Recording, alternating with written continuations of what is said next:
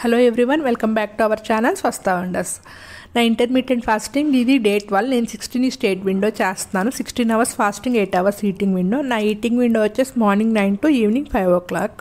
నేను ఈరోజు అయితే మార్నింగ్ 9 o'clockకి ఫస్ట్ అయితే కార్న్ సిల్క్ టీ తీసుకున్నాను. కార్న్ సిల్క్ టీ తీసుకుని హాఫ్ అన్ అవర్ తర్వాత నేను బ్రేక్ఫాస్ట్ తీసుకుంటాను. డైలీ అలాగే చేస్తాను. నేను మ్యాక్సిమం ఫస్ట్ అయితే 9 o'clock టైం వెజిటేబుల్ జ్యూస్ కానీ, లేదంటే కార్న్ సిల్క్ టీ కానీ, లేకుంటే మ్యాక్సిమం ఫ్రూట్ జ్యూస్ కానీ ఇవే ప్రిఫరెన్స్ ఇస్తాను ఎక్కువైతేను. నేను ఇంకా జీరా వాటర్లు అలాంటివి ఏమీ తీసుకోను. మార్నింగ్ టైం ఫస్ట్ అయితే ఇదే చేస్తాను. నేనే కాదు, మా ఇంట్లో అందరికి కూడా మార్నింగ్ ఫస్ట్ అయితే వెజిటేబుల్ జ్యూసే తాగుతాము అందరం కూడా. ఇప్పుడు కాదు, మాకు ఒక 5 years నుంచి ఇది అలవాటు చేసుకున్నాము, మార్నింగ్ వెజిటేబుల్ జ్యూస్ తాగడము. ఇంకా ఇప్పుడైతే బ్రేక్ఫాస్ట్లోకి అయితే స్ప్రౌట్స్, కొన్ని నట్స్, సీడ్స్, ఇంకా పొమోగ్రానేట్ కూడా యాడ్ చేసి బ్రేక్ఫాస్ట్ తీసుకున్నాను. అయితే మేము కూడా స్టార్టింగ్లో ఇడ్లీ దోశ తినేవాళ్ళము. తర్వాత ఒక 3 years to 4 years నుంచి మానేసేసి ఇట్లా స్ప్రౌట్స్ ఇలా తీసుకోవడం స్టార్ట్ చేసాము. ఇంకా ఒకవేళ ఇడ్లీ దోశ చేసుకోవాలి అనుకున్న జొన్న దోశ కానీ అట్లా ట్రై చేస్తున్నాము.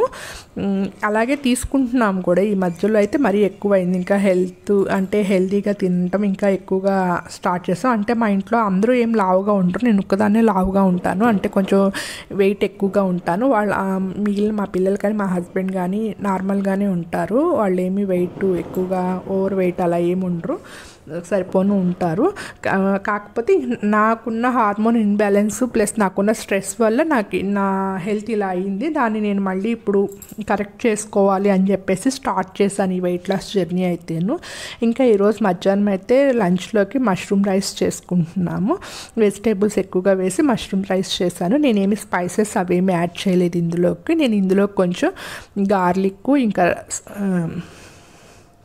ఒక 2 చిల్లీస్ వేసాను, ఇంకా రెడ్ చిల్లీ ఫ్లేక్స్ వేసాను, కొంచెం ఓరిగానో వేసి నార్మల్గా రైస్ ఎలా చేసుకుంటామో అలా చేసేసాను. నేను ఎక్కువ స్పైసెస్ విడిగా కూడా ఎక్కువ స్పైసెస్ అవి ఏం వాడను. మసాలాస్ అవి చాలా తక్కువగానే వాడతాను ఫస్ట్ నుంచి కూడాను.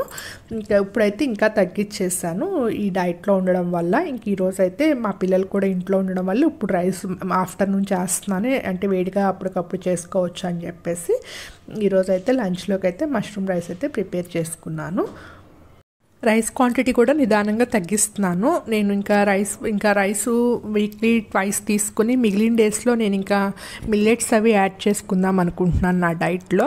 అంటే 1 by 1 స్లోగా దాన్ని అవాయిడ్ చేసుకుంటా వస్తున్నాను. ఒకసారి అన్నీ అవాయిడ్ చేసి హెల్దీ లైఫ్ స్టైల్ స్టార్ట్ చేయాలంటే కష్టం కదా, మళ్ళీ మధ్యలో ఫుడ్ క్రేవింగ్స్ వస్తాయి అని చెప్పేసి నేను నిదానంగా 1 by 1 ఈ 15 daysలో నేను చాలా చేంజెస్ చేసుకున్నాను.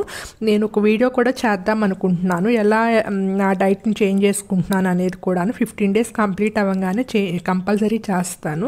ఇంకా మధ్యాహ్నం లంచ్లోకి వచ్చేసి ఈరోజు మష్రూమ్ రైస్ చేసుకున్నాను. అది ఇంకా కీరా సలాడ్ తీసుకున్నాను, ఇంకా కొంచెం పెరుగు కూడా తీసుకున్నాను.